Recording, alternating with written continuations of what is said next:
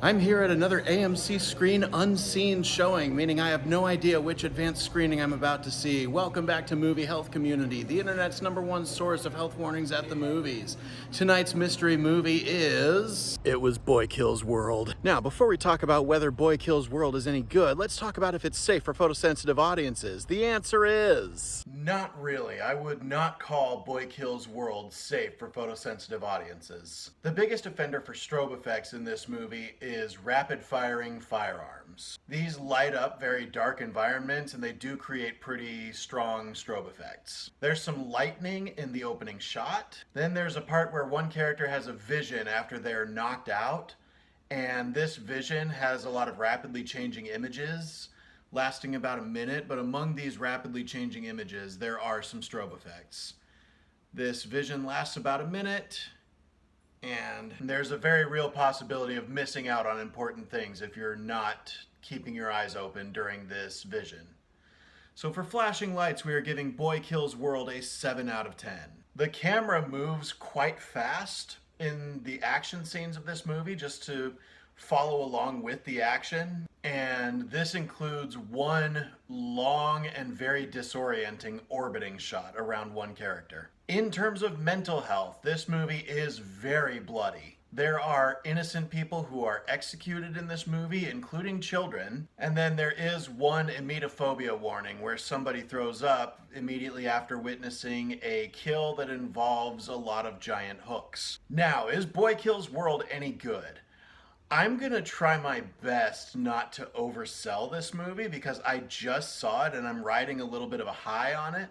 But this movie feels like it was meant to be a John Woo movie starring Jean-Claude Van Damme and Jackie Chan. That's what this movie felt like. And if that theoretical movie had been made, I honestly think this would have been one of the greatest action movies of all time. The action in this movie was spectacular. The performances from all of the action stars were great and instantly iconic. That's what this movie feels, is it feels instantly iconic. Between our silent protagonist with an unconventional choice for the voice of their inner voice, to the impossible odds against the villain from The Raid, to a very strong supporting character with a gimmick that never gets old. This movie just has all of the hallmarks of an iconic 80s action movie. And I think it has a real shot of being one of the best action movies of the 20s. The same way we talk about Mad Max Fury Road in the 10s is how I feel like we could be talking about Boy Kills World in the 20s. There's a funny moment that got me thinking about it and a very specific ability that Bill Skarsgård has that he did demonstrate once again in this movie.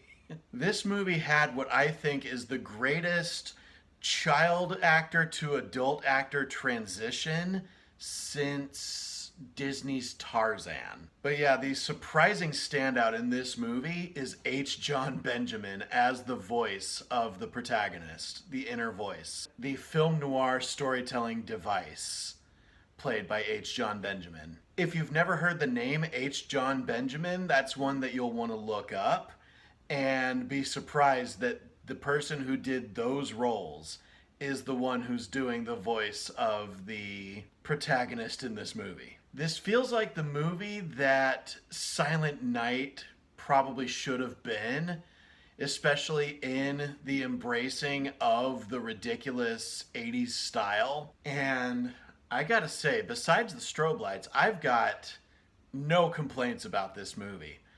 So I am going to give Boy Kills World an A+. And if this movie had been made in the 80s, I kind of picture Dan Aykroyd doing the H. Jon Benjamin role. Special shout out to TikTok user The Real Cinephile, who I enjoyed this movie in the seat right next to.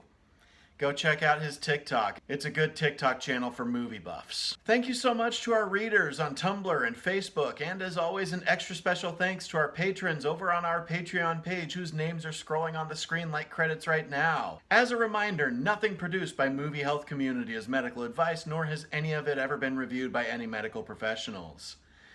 Be sure to leave a like on this video, hit that subscribe button, hit the bell icon if you want to be notified when we post new videos, and leave a comment if you have anything to add to the discourse of this video, especially if you disagree with anything I've said. We love hearing from you. And as always, stay safe at the movies.